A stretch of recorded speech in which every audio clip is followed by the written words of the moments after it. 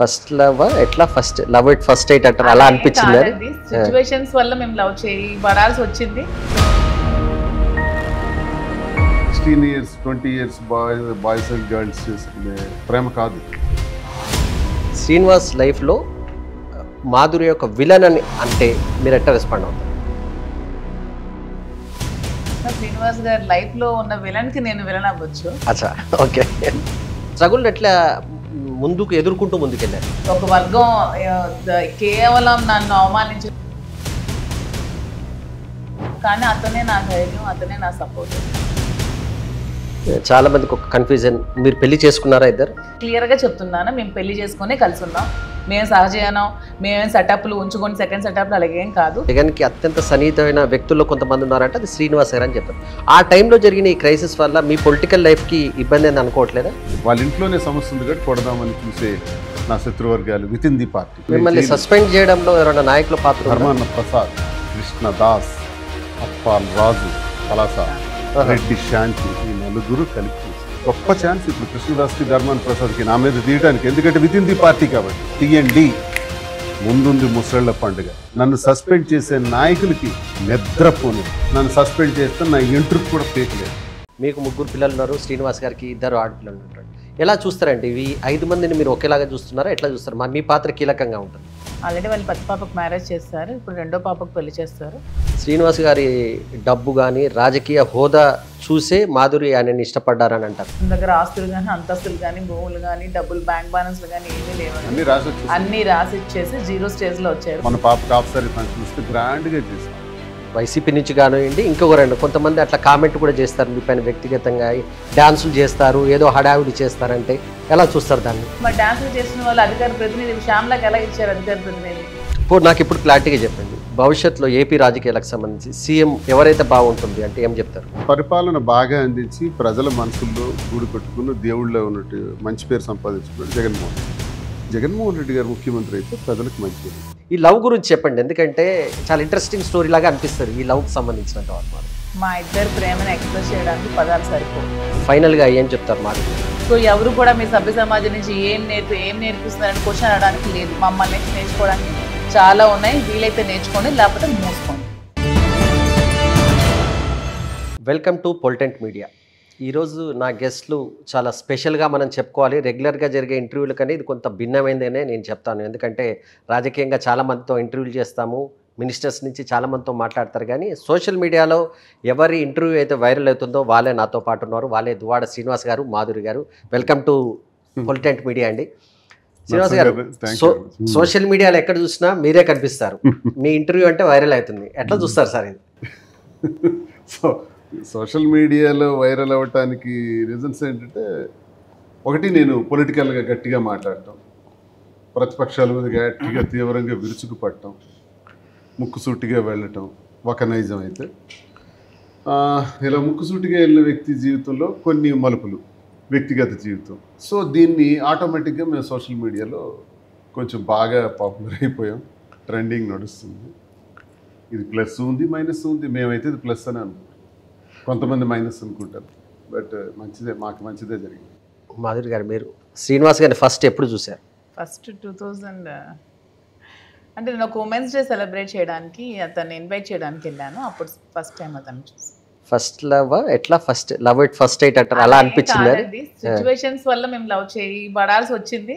తర్వాత దాన్ని ఇంకొంచెం మేము ముందుకెళ్ళి ఇంకొంచెం ప్రేమగా ఉంటున్నాం, అంతే తప్ప లవ్ ఎట్ ఫస్ట్ ఎయిట్ అలాంటివి కాదు. అంటే ఇది ఎలా అంటే, ఇది 16 years 20 years boys and girls చేసుకునే ప్రేమ కాదు. అదేదో ఒక లవ్ స్టోరీ అని చెప్పుకోవటానికి కాదు.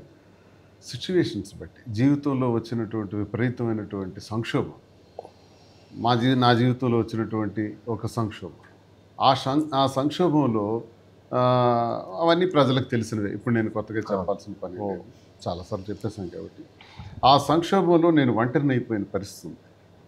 అంటే ఇంటికి తాళం వేసేసి ఇంటికి రానివ్వకుండా కూడా అవకాశం ఉండేటప్పుడు, పరిస్థితులు ఉండేటప్పుడు నా టికెట్ కూడా వాణి గారికి ఇచ్చేయమని నేను అధిష్టానానికి చెప్పి ఆ టికెట్ కూడా ఆమెకి ఇచ్చేసిన తర్వాత ఒంటరిని అయిపోయిన పరిస్థితిలో నన్ను అందరూ విడిచిపెట్టేసినప్పుడు, అప్పటికి మా వల్లే రాజకీయాల్లోకి వచ్చినటువంటి మాదిరి.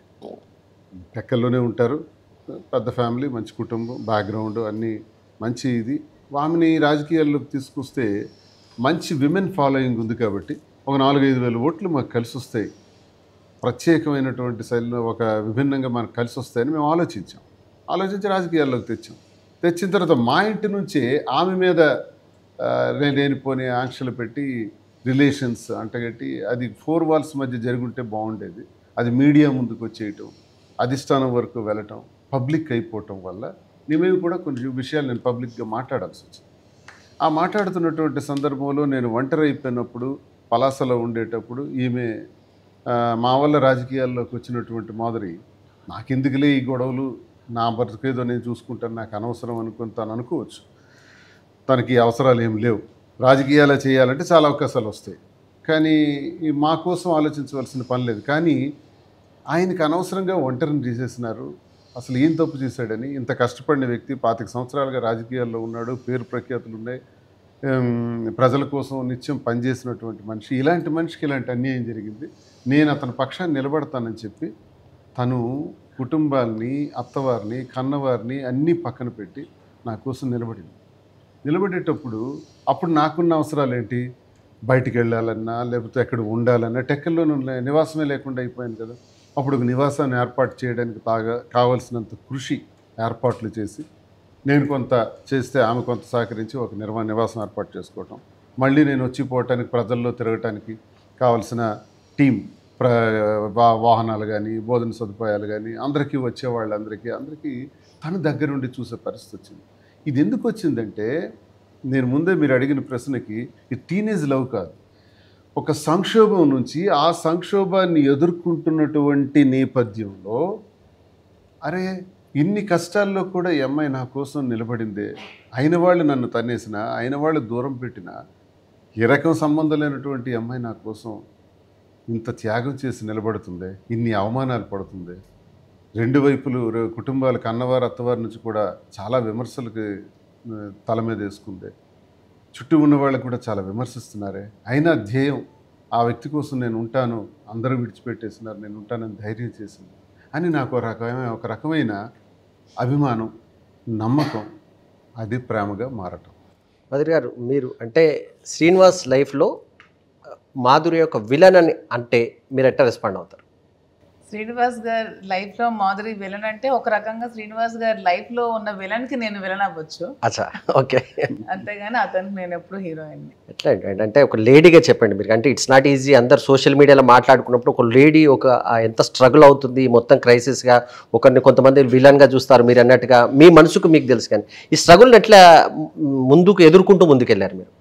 స్ట్రగుల్ ఉంటుందండి, ఎందుకు ఉండదు. ఒక ఆడపిల్లగా ఇంత అవమానాలు ఎదుర్కొంటూ, ఇంత ట్రోల్స్కి గురవుతూ, ప్రతి ఒక్కరూ ఒక వర్గం కేవలం నన్ను అవమానించడానికి, నన్ను కామెంట్స్ చేయడానికే పని అన్నట్టు ప్రతిరోజు కామెంట్స్ చేస్తూ, ప్రతిరోజు నన్ను ట్రోల్స్ చేస్తుంటే ఒక రకమైన ఇబ్బంది ఉంటుంది.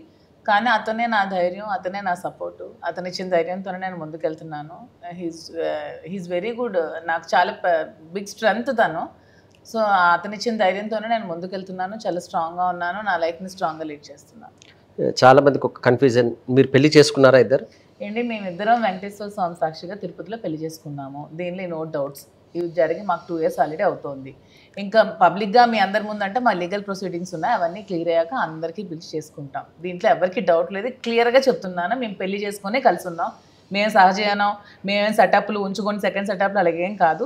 అతని లైఫ్లో ఉన్న ఒడిదుడుకుల వల్ల బయటకు వచ్చి, నా లైఫ్లో ఉన్న ఒడిదుడుకుల వల్ల నేను బయటకు వచ్చి, ఇద్దరం కలిసి నిర్ణయం తీసుకొని పెళ్లి చేసుకొని కలిసే ఉన్నాము, కలిసే ఉంటాము. దీంట్లో డౌట్స్ లేవు. అంటే మేడం మీరు విడాకులు తీసుకున్నారా? మీరు మాకు మ్యూచువల్గా డైవర్స్ అయిపోయింది, అతనిది ఇంకా కోర్టులో డైవర్స్ కేసు నడుస్తుంది. మీది పెండింగ్ ఉందా శ్రీనివాస్ గారు? మీ కనుకనే అఫీషియల్గా మేము చెప్పడానికి లేదు. వెంకటేశ్వర స్వామి సాక్షిగా, మనస్సాక్షిగా మేము ఒకటే. సార్, రాజకీయంగా శ్రీనివాస్ చాలా కీలక దశకు వెళ్తున్నారు. జగన్కి అత్యంత సన్నిహితమైన వ్యక్తుల్లో కొంతమంది ఉన్నారంటే అది శ్రీనివాస్ గారు అని చెప్తారు. ఆ టైంలో జరిగిన ఈ క్రైసిస్ వల్ల మీ పొలిటికల్ లైఫ్కి ఇబ్బంది అని అనుకోవట్లేదా? పొలిటికల్ లైఫ్కి ఇబ్బంది అవ్వాలన్నదే కదా మరి ఉద్దేశం. ఇప్పుడు నన్ను రాజకీయంగా స్మాష్ చేయాలన్నదే. ఇప్పుడు ఎవరైనా ఇంట గెలిచి రచ్చగెలవాలి, నేను ఇంట గెలవలేకపోయాను, ఇంటే ఓడిపోయాను. ఎందుకంటే ఇంట్లోనే నాకు ప్రతిఘటనలు ఎక్కువగా ఉంటాయి, వ్యతిరేక భావాలు ఇంట్లోనే ముందు స్టార్ట్ అవుతాయి. అది మరి ఏ జన్మలో చేసుకున్న ఏంటో నాకు అర్థం కాదు. కానీ 5 సార్లు పోటీ చేసేదానిలో ఒకసారి ఎంపీగా 3100 ఓట్ల తేడాతో ఒక 2009లో చిరంజీవి గారు టికెట్ ఇచ్చినప్పుడు పీఆర్పీలో 3700 ఓట్ల తేడాతో ఓడిపోయింది. తర్వాత మళ్ళీ 2014లో జగన్మోహన్ రెడ్డి గారు టికెట్ ఇచ్చినప్పుడు 4200తో ఓడిపోయింది. ఏంటిది? ప్రత్యర్థి బలమైన వ్యక్తే, కానీ ప్రత్యర్థి బలంగా ఏం లేడు గెలుపులో. దగ్గరకు వచ్చిపోతున్నాం. ఈ దగ్గరకు వచ్చిపోయే ఈ లీస్ట్ మార్జిన్స్ 3000 ఓట్లు ఎంతది? ఈ పార్లమెంట్లో ఒక 3100 ఓట్లు ఎంతండి? కోర్టులో కూడా కేసు వేశాను. దీనికి ఏంటంటే ఇంటి నుంచే నువ్వు ఎలా గెలుస్తావో చూస్తాం. ఇంటి నుంచే ఓడిపోయేటట్టు ఏర్పాటు చేయటం, విమర్శించడం, వచ్చే వాళ్ళ దగ్గర విమర్శించడం, అందరి దగ్గర ఇలా చేయటం వల్ల నాకు అక్కడే బలహీనత ప్రారంభమైంది. సో ఇన్ని ఎదుర్కొన్నటువంటి ఇన్ని కష్టాల్లో జీవితం ముందుకు వచ్చినటువంటి నాకు ఆ సమస్య ఇంటి నుంచే ప్రారంభమైంది. తర్వాత ఎలాగో శత్రువులు ఉంటారు. ఇప్పుడు నేను గట్టిగా మాట్లాడతాను కాబట్టి, శత్రువుని గట్టిగా నిలదీస్తాను కాబట్టి, ఫైట్ చేస్తుంది ఎర్రనాయుడుతో కాబట్టి, అచ్చెన్నాయుడు అప్పుడు ఎర్రనాయుడుతో ఫైట్ చేశాను. ఎర్రనాయుడుతో ఫైట్ చేసి అచ్చెన్నాయుడు వరకు కొనసాగుతున్నటువంటి ఫైట్లో ఇది ఒక అడ్వాంటేజ్గా తీసుకునే వాళ్ళు కొంతమంది ఉంటారు. వాళ్ళకు అనుకూలమైనటువంటి వ్యక్తులు.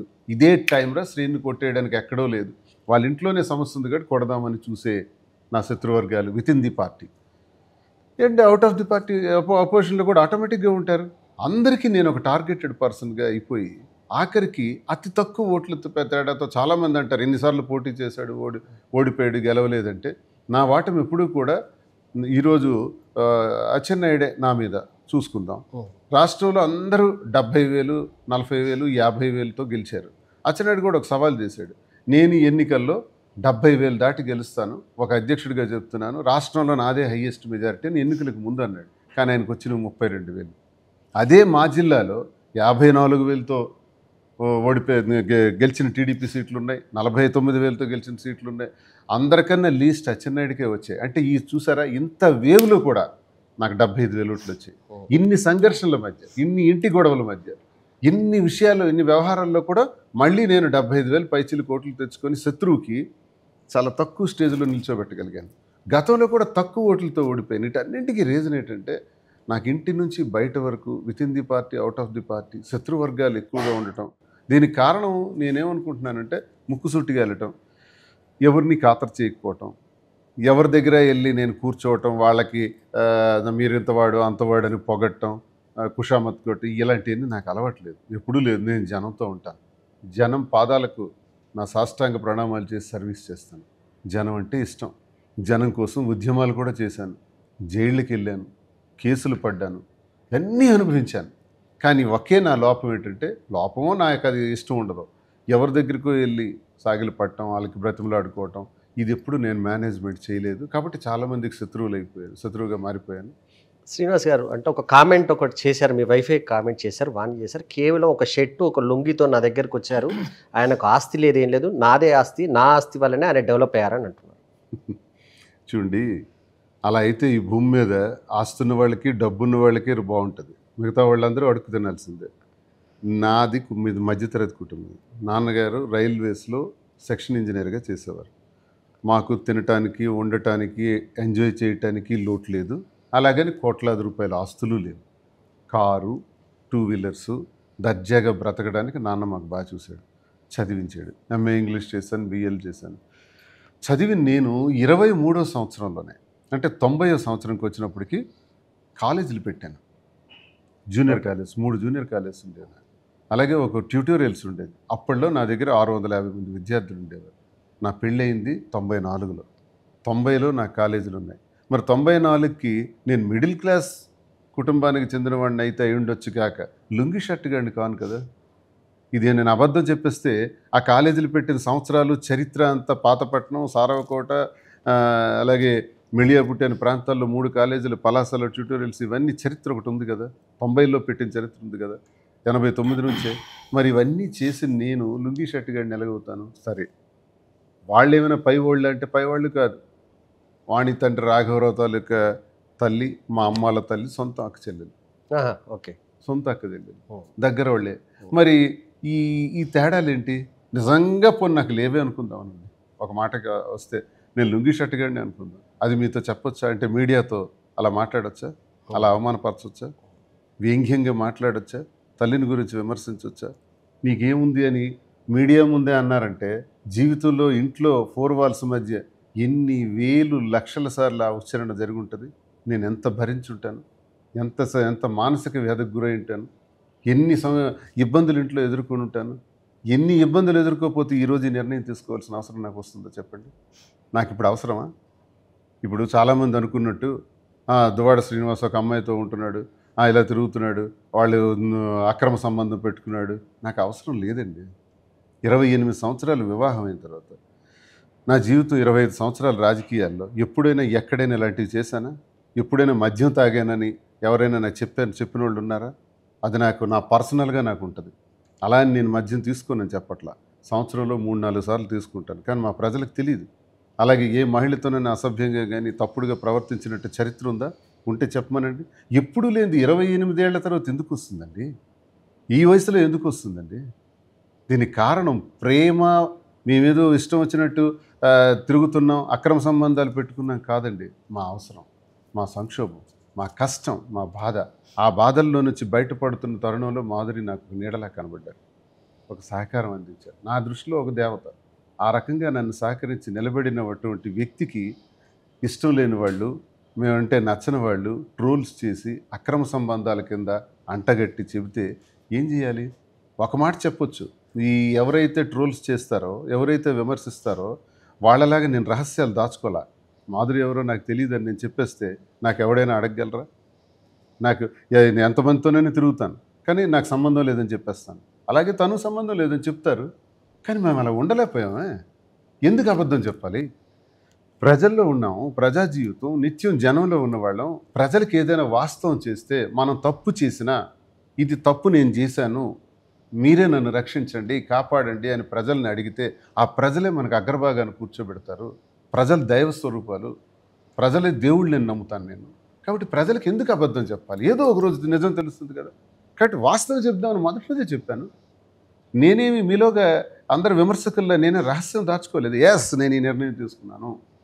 మాధురి నా కోసం ఇంత త్యాగం చేసిన అమ్మాయి కోసం నేను అండగా ఉండాలని నిర్ణయించుకున్నాను. అది ప్రేమగా మారింది, అభిమానంగా మారింది.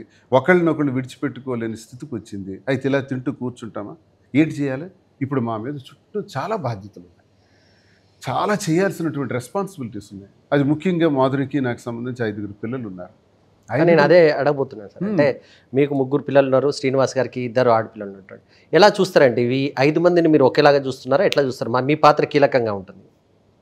మాకు ముందు నుంచి శ్రీని గారు చెప్పినట్టు 5 పిల్లలు సమానమేనండి. ఆల్రెడీ వాళ్ళు పెద్ద పాపకు మ్యారేజ్ చేస్తారు, ఇప్పుడు రెండో పాపకు పెళ్లి చేస్తారు. మా 3 పిల్లలు చదువుకుంటున్నారు, ఇంకా వాళ్ళ మ్యారేజ్ల టైం ఉంది, అన్ని దగ్గరుండే చేస్తాం ఇద్దరు. శ్రీనివాస్ గారి డబ్బు కానీ రాజకీయ హోదా చూసే మాధురి ఆయనని ఇష్టపడ్డారని అంటారు. శ్రీనివాస్ గారు డబ్బు చూడడానికి అతని దగ్గర ఆస్తులు కానీ, అంతస్తులు కానీ, భూములు కానీ, డబ్బులు, బ్యాంక్ బ్యాలెన్స్లు కానీ ఏమీ లేవండి. అన్నీ రాసి ఇచ్చేసి 0 స్టేజ్లో వచ్చారు. తనకి ఏమీ లేకుండా నేను 0 స్టేజ్ నుంచే చూశాను. అది చూస్తే నేను లవ్ చేశాను. తన ఆస్తులు చూసి, తన అంతాలు చూసి నేను ఎప్పుడూ ప్రేమించలేదు. మీ బ్యాక్గ్రౌండ్ చెప్పండి. అంటే ఫైనాన్షియల్గా తెలియాలి కదా జనాలకు కూడా. మరి మీ ఫైనాన్షియల్ బ్యాక్గ్రౌండ్ ఏంటండి? మేము కూడా అలా అని వేల కోట్లు ఏం కాదు, ఉండాల్సినంతలో మేము హ్యాపీగా వెల్ సెటిల్డ్ ఫ్యామిలీ. ఆ ఉన్న ఆస్తుల్ని అమ్ముకొని ఇప్పుడు బిజినెస్ స్టార్ట్ చేసాము. ఉన్నంతలో హ్యాపీగా ఉన్నాం. సొసైటీ ఎట్లా రిసీవ్ చేసుకుంటుంది మిమ్మల్ని? సొసైటీ మమ్మల్ని బాగా రిసీవ్ చేసుకుంటుందండి. ఏదో కొన్ని పార్టీలు ఏదో వాళ్ళు కట్టుకొని మరి కామెంట్స్ పెట్టడం చేస్తున్నారు, కానీ సొసైటీ మమ్మల్ని బాగా రిసీవ్ చేసుకుంటున్నారు. మమ్మల్ని కలవడానికి ఎక్కడెక్కడి నుంచో వస్తున్నారు. ఆంధ్ర నుంచి వస్తున్నారు, తెలంగాణ నుంచి వస్తున్నారు, ఈవెన్ యూఎస్ నుంచి, దుబాయ్ నుంచి, చాలా ప్లేసెస్ నుంచి, ఫారిన్ కంట్రీస్ నుంచి కూడా మమ్మల్ని ఇద్దరిని కలవడానికి స్టోర్కి వచ్చి మా కోసం వెయిట్ చేసి కలిసి వెళ్తున్నారు. మాకు చాలా హ్యాపీ అనిపిస్తుంది. సో ఇలాంటివన్నీ చూసినప్పుడు ఆ వెదవ కామెంట్లు, ఆ ట్రోల్స్ చూసి అసలు నేను ఏదైతే ట్రోల్స్ చూస్తున్నామో అది ప్రాక్టికల్గా మేము ఎక్కడ చూడలే.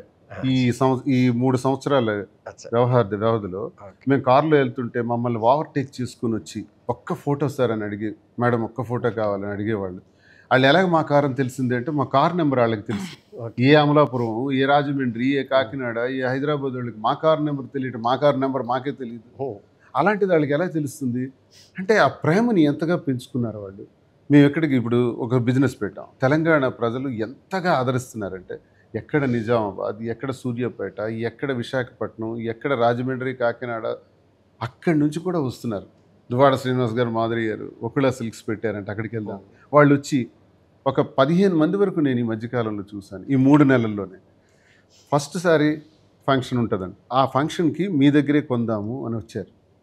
వస్తే మాకు ఏంటి ఎలా వచ్చారో, సరే ఏం లేదండి ఒక పాపను తీసుకొచ్చే తల్లి, ఇలా ఒక 5-6 కూడా మా పాపకు ఆశీర్వదించండి, మాధురి లాంటి ధైర్యం కావాలి, జీవితంలో ఎప్పుడైనా జీవితం కోల్పోయే స్థితి వస్తే, ఇబ్బందులు వస్తే, కష్టాలు వస్తే మాధురిలాగా నిలబడే ధైర్యం మా బిడ్డకు కావాలి అన్న, మీరు ఆశీర్వదించండి అన్న అని మాకు అంటుంటే, ఇది మేము సంఘం సమాజం మమ్మల్ని ఏ రకంగా గౌరవిస్తున్నారన్నది ఎందుకంటే నేను ఈ మార్పు నేను చూశాను.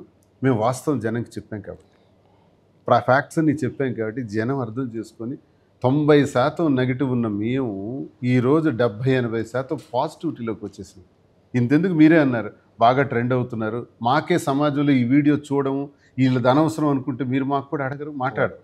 ఇలా ప్రతిరోజు ఏదో ఒక మీడియాలో మాకు రావటం, మాట్లాడటం, ప్రశ్నించడం, చర్చించుకోవటం రకరకాలుగా చేస్తున్నారు. మేము కూడా ఏంటంటే పిల్లలు ఎంత బాధ్యతగా తీసుకున్నామో నెక్స్ట్ ప్రజలకి ఎప్పుడు కూడా మనం మధ్యలోనే ఉండాలి. ఈరోజు ఈ స్థాయికి నేను రావడానికి కారణం టెక్కల్ నియోజకవర్గం ప్రజలు. ఆ ప్రజలందరికీ నేను సాష్టాంగ ప్రణామం చేస్తాను. ఆ ప్రజల మధ్యలోనే బ్రతకాలి, ఆ ప్రజల మధ్యనే మరణించాలి అన్నది నా జీవిత ధ్యేయం. గెలిచినా ఓడినా ఏమైపోయినా నాకు అనవసరం, ప్రజల కోసం నేను ఉండాలి అన్నది నేను నిర్ణయించుకున్నాను. ఉంటూ 10 మందికి మనం సహకారంగా ఉండాలి అంటే ఏం చేయాలి, ఏదైనా ఒక మంచి వ్యాపారాలు చేయాలని టెక్స్టైల్ రంగంలోకి రావటం వచ్చింది. ఈ టెక్స్టైల్ రంగాన్ని కొంచెం విస్తృతపరుస్తూ ఇక్కడ కొంతమందికి ఎంప్లాయ్మెంట్ ఇస్తూ వాళ్ళకి జీతాలు ఇస్తూ అన్ని రకాలకు కూడా మనం ఈరోజు ఇద్దరు కలయిక నష్టాన్ని చేకూర్చకూడదు. ఇద్దరు కలయిక వల్ల ఓ మంచి జరగాలి, సొసైటీ ఒక 100 మందికి భోజనం పెట్టగలగాలి, ఒక 1000 మందికి ఉద్యోగాలు ఇవ్వగలగాలి. ఆ స్థాయికి మనం ఎదుగుదాం, కష్టపడదామని ఈ నిర్ణయం తీసుకొని ఈ టెక్స్టైల్ రంగంలోకి వచ్చాం. లేకపోతే కూర్చుంటూ తింటే లైఫ్ గడిచిపోద్ది, ఏం ప్రాబ్లం లేదు. ఇప్పుడు ఏమి మా పిల్లలకు మ్యారేజ్లు చేసేయగలను, చిన్నపిల్లలు మాధురి పిల్లలకు మ్యారేజ్లు చేసేయగలను, వాటికి సంబంధించిన ఏర్పాట్లన్నీ మా దగ్గర ఉన్నాయి. ఆ ఫైనాన్స్ ఆర్థిక పరిస్థితులన్నీ కూడా ఉన్నవాళ్ళమే, పెద్ద ప్రాబ్లం ఏం కాదు. కానీ ఎందుకు చేస్తున్నామంటే 10 మందికి కూడా మేము ఉపయోగపడాలి. అందుకే హైదరాబాద్ నగరం రావటం జరిగింది, టెక్స్టైల్ రంగంలో ఎంటర్ అవ్వటం జరిగింది. ఇవన్నీ కూడా చేస్తూ రాజకీయం కూడా ప్రాధాన్యతగా ముందుకు తీసుకెళ్లాల్సిన అవసరం, బాధ్యత మా పైన ఉంది. మీకు ఎందుకు చెప్తున్నానంటే దయచేసి అపోహలు చేసుకోవద్దు, అపార్థాలు చేసుకోవద్దు. మా వల్ల ఎవరికీ అన్యాయం జరగదు, మా నిర్ణయం మంచిదా చెడ్డదా, మేము ఇలా కలిసి ఉండడానికి సమాజానికి మీరు ఏం చెప్తున్నారు, నేనేం సమాజాన్ని ఉద్ధరించే గొప్పవాళ్ళ లిస్టులో నేను లేను, ఒక సామాన్యుడిని, ఒక సివిలియన్. రాజకీయాల్లో ఉన్నాను కాబట్టి టార్గెట్ చేసి మాట్లాడారు. అలా అని నాకున్న పరిధి వరకు, లిమిట్ వరకు కూడా మేము తీసుకున్న ఈ నిర్ణయం వల్ల 10 మందికి మేము ఉపయోగపడాలి, మా వల్ల ఎవరూ నష్టపోకూడదు, పిల్లలు కానీ ప్రజలు కానీ ఏదైనా వ్యాపారంలో కానీ అన్ని రకాలుగా ఉపయోగపడాలని మేము నిర్ణయం తీసుకున్నాం తప్ప లేనిపోని ట్రోలింగ్స్, లేనిపోని అపోహలు పెట్టుకొని ఆ పిల్లలకు వదిలేసాడని అంటే, మా పిల్లల్ని మీరు చూడరు కదా, మేమే చూస్తాం కదా, మేమే చూసుకుంటాం. ఇప్పుడు ఈ ముగ్గురు పిల్లల్ని మాధురి వదిలేసింది, మీరు చూడరు కదా.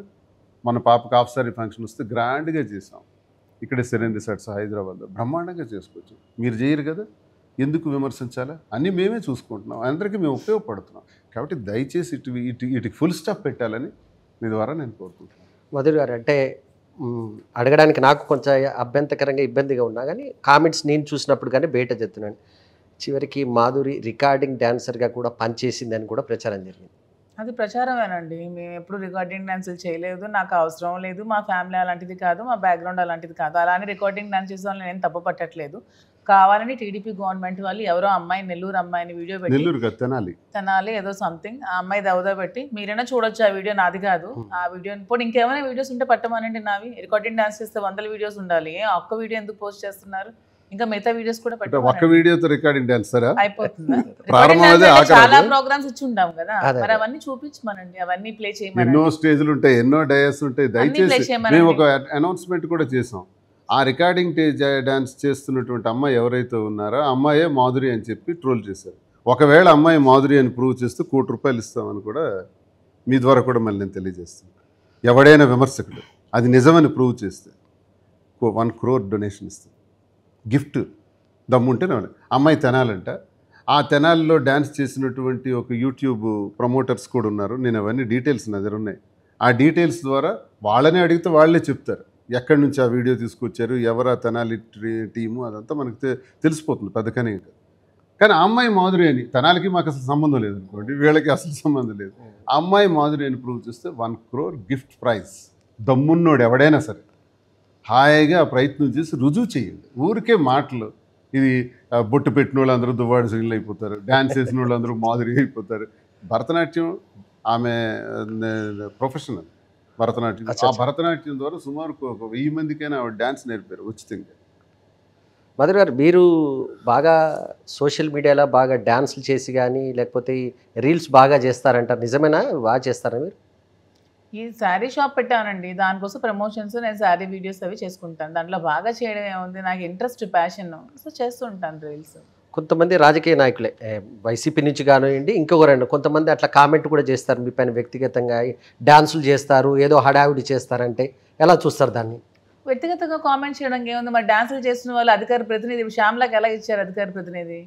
ఏం చూసి ఇచ్చారు? ఆమెకి ఏం బ్యాక్గ్రౌండ్ ఉందని ఇచ్చారు చెప్పండి నాకు. ఒకే క్వశ్చన్ అడుగుతున్నాను స్ట్రైట్గా. మరి ఏ వైసీపీ నాయకుడు నాకు కామెంట్ చేశాడో ఆ వైసీపీ నాయకుడికి మీ తరపున అడుగుతున్నాను, ఆ శ్యామలాకి అధికార ప్రతినిధి ఏ అర్హతతో ఆమెకి ఇచ్చారు? ఆమె ముందు అమ్మాయి డాన్సరే కదా, అమ్మాయి కూడా రికార్డింగ్ డాన్సర్. తప్పని కాదు, మరి నన్ను కామెంట్ చేసేవాళ్ళు, నా డాన్స్ కోసం నా రీల్స్ కామెంట్ చేసేవాళ్ళు, ఆమెని ఏ అధికారంతో అధికార ప్రతినిధి ఇచ్చారు? మరి ఇదే రోజా గారు జబర్దస్త్ షోలు చేశారు, చాలా మందితో డాన్సులు చేశారు, మరి ఆవిడకి మినిస్ట్రీ ఏ అర్హతతో ఇచ్చారు? ఇలా చాలా మంది సోకాల్ నాయకులు బోల్డ్ మంది ఉన్నారే, మరి ఎవరు చేయని తప్ప ఒక మాదిరి రీల్స్ చేస్తే ఎందుకు తప్పు వచ్చిందని నేను కూడా మీ ద్వారా స్ట్రైట్ క్వశ్చన్ అందరికీ అడుగుతున్నాను. శ్రీనివాస్ గారు, జగన్మోహన్ రెడ్డికి సన్నిహితులని ఇందాకే చెప్పాను, ఆయన పార్టీ నుంచి మిమ్మల్ని సస్పెండ్ చేసినప్పుడు ఎలా అనిపించింది? చాలా బాధేసింది. అంటే ఒకటి సార్, జగన్మోహన్ రెడ్డి గారికి నాకు ఎప్పుడు విడదీరాని బంధం ఉంటుంది. మీరు అన్నది కరెక్టే. జగన్మోహన్ రెడ్డి గారు, నేను రాజశేఖర రెడ్డి గారు నాకు ముందు, రాజశేఖర రెడ్డి గారు 2003లో ఆయనతో పాదయాత్ర నేనే నిర్వహించాను. అక్కడ కోటబొమ్మాల నుంచి ఇచ్చాపురం వరకు 3-4 నియోజకవర్గాలు కీలకమైన బాధ్యతలు తీసుకున్నాను. అది చాలా నడిపించడానికి అన్ని ఏర్పాట్లు చేశాం. సార్ కూడా నాకు బాగా ప్రోత్సహించి జిల్లాకి ఒక మంచి లీడర్ని పరిచయం చేసేటట్టు నా పేరు చెప్పి నన్ను జిల్లా పరిషత్ వైస్ చైర్మన్ చేసి అంతా చేసిన తర్వాత అప్పుడు ఒక ఎన్నిక వచ్చింది. ఆ ఎన్నికలో ఎమ్మెల్సీ ఎన్నిక వచ్చింది. గొర్రె హరిబాబు నాయుడు అని ఒక సీనియర్ లీడర్, కాంగ్రెస్ లీడర్, ఆయన గెలిచాడు. ఆయన గెలుపుకు నేను కారణం అని చెప్పి ధర్మాన ప్రసాద్ నన్ను పార్టీ నుంచి సస్పెండ్ చేయించాడు. ఏంటి, ఇంతటి రాజశేఖర రెడ్డి గారి దగ్గర నేను చాలా క్లోజ్గా ఉండేవాడు. అతను సస్పెండ్ చేయించాడు. ఆ సస్పెండ్ చేయించినటువంటి ఆ ధర్మాన ప్రసాదే మళ్ళీ ఇప్పుడున్నాడు పార్టీలో. సేమ్ ఓల్డ్ బ్యాచ్ మళ్ళీ ఉంది. సూట్ కేసులు దొంగ అని జగన్ తిట్టినోళ్ళు. ఆ ధర్మాన ప్రసాద్ ఇప్పుడు ఇక్కడ ఉన్నాడు. ఉండి మళ్ళీ సస్పెండ్ చేయించాడు. జగన్మోహన్ రెడ్డి గారు నాకు చెయ్యరు. జగన్మోహన్ రెడ్డి గారికి నాకున్నటువంటి అనుబంధం వేరు. 2010లో పార్టీ పెట్టినప్పుడే ఆయన నన్ను పిలిపించారు. నేను వెళ్ళాను, పార్టీలో జాయిన్ అయినా. అప్పుడు ఉద్యమాల్లో ఉన్నాను నేను. జాయిన్ అయిన రోజు నుంచి కూడా ఆయన నాకు అగ్రస్థానాన్ని కూర్చోబెట్టారా తప్ప ఎప్పుడు నాకు ఆయన అన్యాయం చేయలేదు. నేను ఆ రోజు కూడా నా దైవ సమానుడని అన్నాను రూలింగ్లో ఉండేటప్పుడు. రూలింగ్ పోయిన తర్వాత కూడా నా దైవ సమానుడు అన్నాను. ఈరోజు సస్పెండ్ అయిపోయినా కూడా ఇదే అంటున్నాను. ఇది నా క్యారెక్టర్, ఇది నా విజ్ఞత. పార్టీలో సస్పెండ్ చేస్తే తిట్టడం, ఇంకో పార్టీని పొగట్టడం, ఇంతవరకు తిట్టిన పార్టీని మళ్ళీ పొగట్టడం, ఇలాంటి దిక్కుమాలిన సస్పెండ్ చేయడంలో ఎవరైనా నాయకుల పాత్ర? ధర్మాన ప్రసాద్, కృష్ణదాస్, అప్పాల్ రాజు, పలాస, రెడ్డి శాంతి, ఈ నలుగురు కలిపి చేశారు. ఈ నలుగురు కలిపి బొత్స దగ్గర పెట్టారు. బొత్స దీన్ని లీడ్ చేసి మా కన్నబాబు గారి దగ్గర, ఇన్ఛార్జ్ గారి దగ్గర పెట్టారు. కన్నబాబు గారికి ఈ విషయం అంతగా తెలియదు కాబట్టి అలా పెట్టి క్రమశిక్షణ కమిటీ తీసుకున్న నిర్ణయం మేరకు, క్రమశిక్షణ కమిటీకి అందిన పలు ఫిర్యాదుల మేరకు, ఆ ఫిర్యాదులు ఏంటో చెప్పండి సార్, దయచేసి నాకు ఆ ఫిర్యాదులు చెప్పాలి కదా. అధికారంలో ఉండేటప్పుడు ఏమైనా నేను లంచం తీసుకున్నానా, అవినీతి చేశానా, భూ కబ్జాలు చేశానా, అధికార దుర్వినియోగం చేశానా? గొప్ప ఛాన్స్ ఇప్పుడు కృష్ణదాస్కి, ధర్మాన ప్రసాద్కి నా మీద తీయడానికి. ఎందుకంటే వితిన్ ది పార్టీ కాబట్టి తీయండి, సవాల్ చేస్తున్న వాళ్ళకి. 2, అపోజిషన్ పార్టీ ఈరోజు రూలింగ్లో ఉంది. నా మీద ఎలాగా కోపంతో ఉండేవాళ్ళు ఉంటారు, వాళ్ళకి ఒక ఛాన్సే తీయటానికి. ఈరోజు ధైర్యంగా నేను గుండె చిరుచుకుని మరి అడుగుతున్నాను, నా మీద ఏమైనా తప్పుడు కేసులున్నా, తప్పులు చేస్తుంటే తీయండి, యాక్సెప్ట్ నా పర్సనల్ ఇష్యూ. ఈ విషయం తప్ప ఈ విషయం కూడా నేను దాయలా, చాటుమాటు వ్యవహారం చేయలా, ఓపెన్గా చెప్పేసినాను. అందరికీ చెప్తాం. చెప్పిన తర్వాత ఒకవేళ ఈ కారణంగా సస్పెండ్ చేయాలంటే ఈ గొడవ 2022 నుంచి ఉంది. మరి 24 నాకే టికెట్ ఇచ్చారు. మళ్ళీ ఆఖరిలో వాణికి ఇచ్చేయమండి అని నేను చెప్పిన తర్వాత మళ్ళీ ఆమె ఇది అందుకోలేకపోతుందని చెప్పి మళ్ళీ నాకే ఇచ్చారు. నేనే పోటీ చేశాను.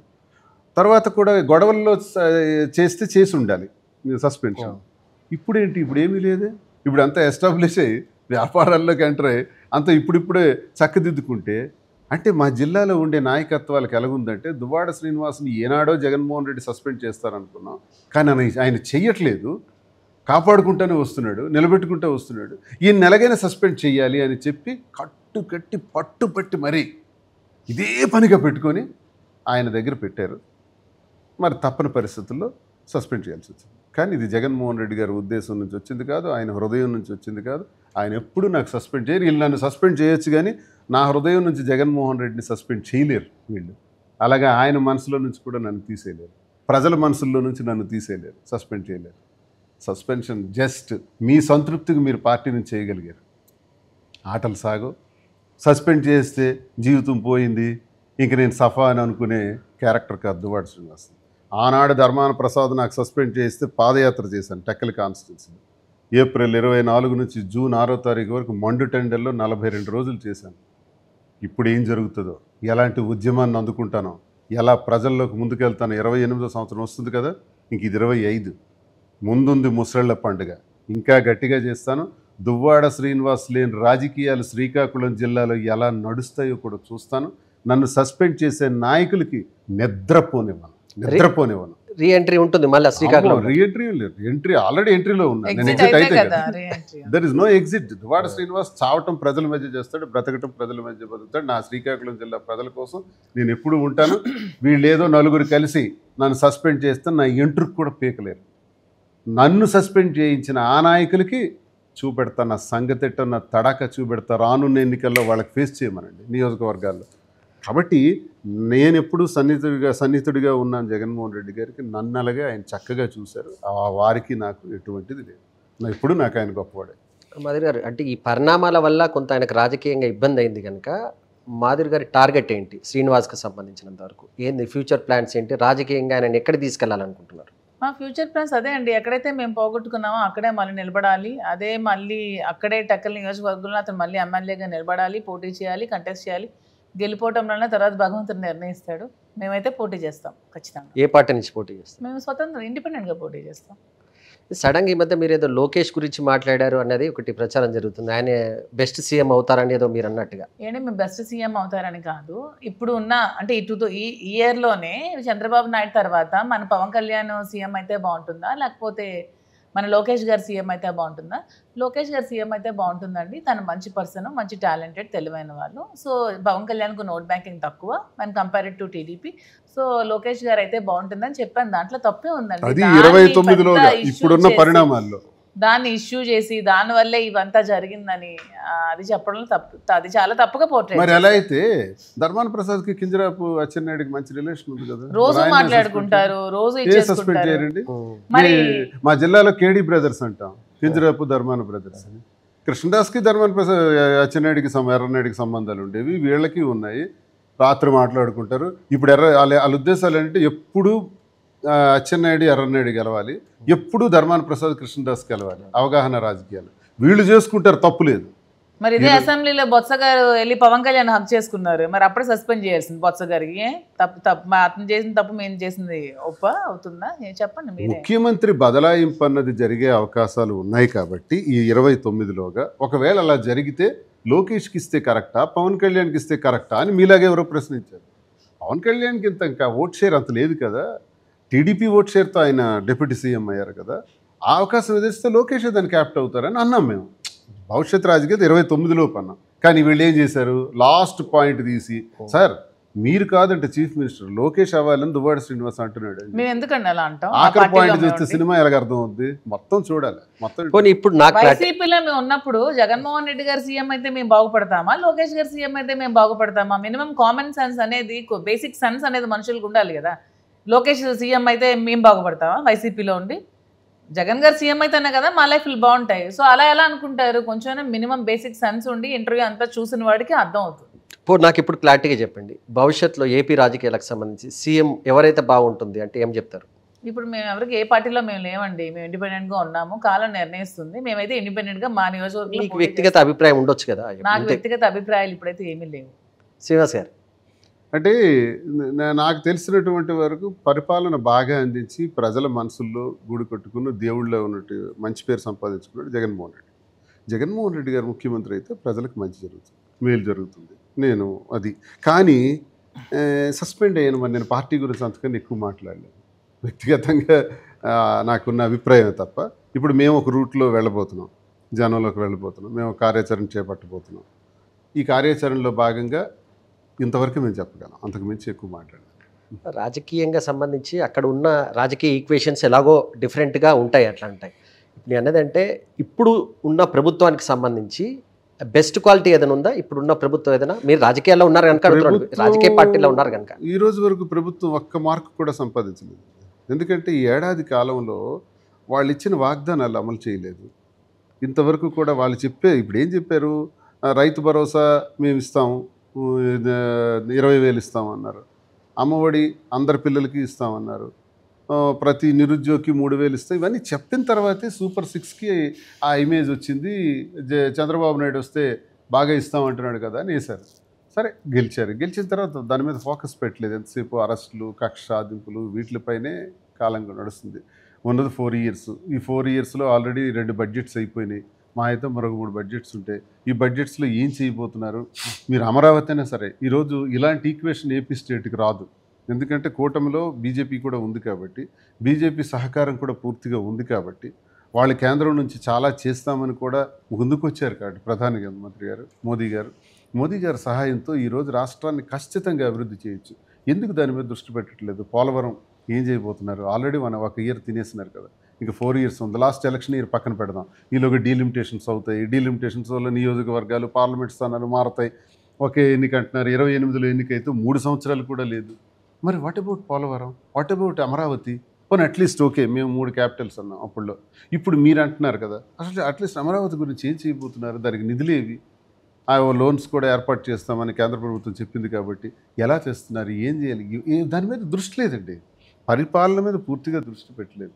అలా అని నేనేమంటానంటే, ఒక న్యూట్రల్ పర్సన్గా చంద్రబాబు నాయుడు గారి మీద గంపడి ఆశలతో ప్రజలు ఓటు వేశారు కాబట్టి, పవన్ కళ్యాణ్ గారు కూడా వస్తే రాజకీయాల్లో బాగుంటుంది, ఆయన పొజిషన్లో ఉంటే మంచి చేస్తాడని ప్రజలు నమ్మారు కాబట్టి, మీరిద్దరూ ఆలోచించి ఖచ్చితంగా రాష్ట్రాన్ని పురోభివృద్ధి చేయటంలో దృష్టి పెట్టాలని ఇద్దరికీ నేను కోరుకుంటున్నాను. ఒక ఎమ్మెల్సీగా, ఒక సివిలియన్గా కూడా, ఒక పౌరుడిగా కూడా నేను కోరుకుంటున్నది. మాధురి గారు, ఇప్పుడు కేంద్ర ప్రభుత్వం తీసుకొస్తున్న కొత్త యాక్ట్ కానీ 33% ఉమెన్ రిజర్వేషన్ దాదాపుగా 2009కి 2029 ఎలక్షన్స్కి అమలు చేస్తుందని అంటున్నారు. సో రాజకీయంగా మీకు ఎమ్మెల్యేకి కానీ ఏమైనా కావాలని అంబిషన్స్ ఏమైనా ఉన్నాయి? శ్రీనివాస్ గారిని మీరు మంచి పొజిషన్లో చూడాలనుకుంటున్నారు, క్లారిటీ ఇచ్చారు. మీ గురించి చెప్పండి. నాకైతే అలాంటి అంబిషన్స్ ఏమి లేవండి. రాజకీయాల్లో ఇంకా ముందుకు వెళ్ళాలని ఆలోచన లేదా? శ్రీనివాస్ గారు ముందుకు వెళ్ళాలి, శ్రీనివాస్ గారు వెనక నేను వెళ్ళాలంతే. శ్రీనివాస్ గారు మీరు చెప్పరా? మీరు ఇందాక అన్నారు కదా, మాధురి గారు మీరు మైనస్ చేయడానికి వచ్చారు, లేకపోతే దువ్వాడ శ్రీనివాస్ గారి దగ్గర డబ్బులు తినేయటానికి వచ్చారని రకరకాలు చెప్తారు. ఇప్పుడు ఏముంది నా దగ్గర? పార్టీ నుంచి సస్పెన్షన్ అంతా పోయింది, ఇంకేమీ లేదు, నడి రోడ్డు మీద ఉన్నాం. ఇప్పుడు ఎందుకు మాధురి మాట్లాడాలి?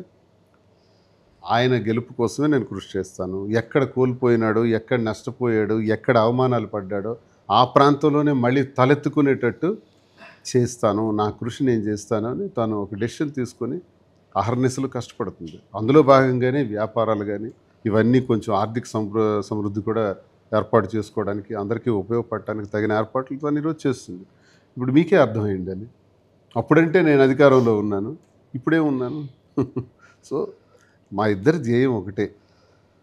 మీరు ఇందాక అన్నట్టు వయసుతో సంబంధం లేదు, టీనేజ్ లవ్ మీది కాదన్నారు. ఇందాక ఆ లవ్కి మేము ఎట్లా ఎక్స్ప్లెయిన్ చేయాలన్నది కూడా మీరు చెప్పండి. మీరు చెప్పండి మాధవ్ గారు. ఎందుకంటే నేను ఎందుకు స్పెసిఫిక్గా అడుగుతున్నా అంటే, చాలామంది మీ లవ్కి సంబంధించి బాగా చర్చించుకుంటారు. నెగిటివ్ చర్చించే వాళ్ళు వదిలేసేయండి, చర్చిస్తుంటారు, కానీ పాజిటివ్ కూడా ఉంటుంది.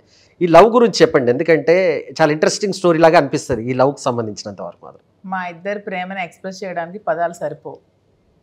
సో నాకు దగ్గర పదాలు లేవు మా ప్రేమని ఎక్స్ప్రెస్ చేయడానికి. జూలై 10కి శ్రీనివాస్ గారి బర్త్డే, కరెక్టేనా సార్? నవంబర్ 4. అది బ్యాంక్ స్టేట్మెంట్ ప్రకారం ఎక్కడో చూశాను సార్. లేదు, తన బర్త్డే నవంబర్ 4. యాక్చువల్లీ పుట్టాను 4th అండి, మార్క్ షీట్ ప్రకారం డేట్ ఆఫ్ బర్త్ ఎక్కడ చూసాను, జూలై 10th ఎక్కడ అన్నట్టుగా చూసాను. నవంబర్ 4. మీరు నవంబర్ 4. Okay okay.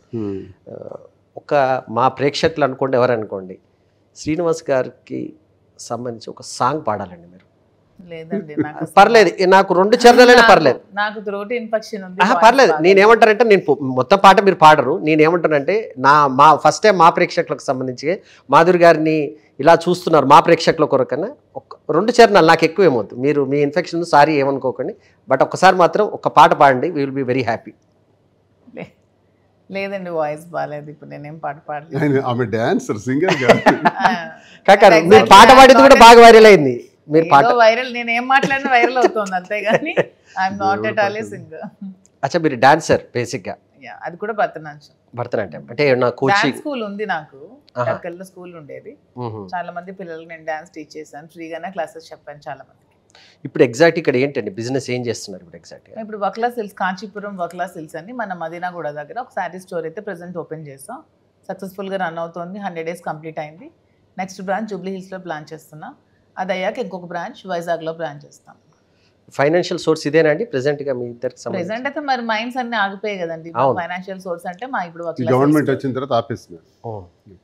మరి బిజినెస్లో పెడుతున్నాం, రియల్ ఎస్టేట్ కూడా చేద్దాం కొంత, ఇవన్నీ చేసి మళ్ళీ పికప్ చేయాలి, బాధ్యతలు ఉన్నాయి కదా. ఫైనల్గా ఏం చెప్తారు మాధురి గారు? శ్రీనివాస్ గారి గురించి కానీ మీ గురించి కానీ 2 మాటలు చెప్పండి అంటే ఏం చెప్తారు? మీరే కంక్లూజన్ చేయండి ఇంటర్వ్యూ. అంటే చాలా మంది క్వశ్చన్స్ అడుగుతున్నారు నాకు సోషల్ మీడియాలో, మిమ్మల్ని చూసి మేము ఏం నేర్చుకోవాలి, మిమ్మల్ని చూసి మీ సభ్య సమాజానికి ఏం చెప్తున్నారంటే మమ్మల్ని చూసి చాలా నేర్చుకోండి.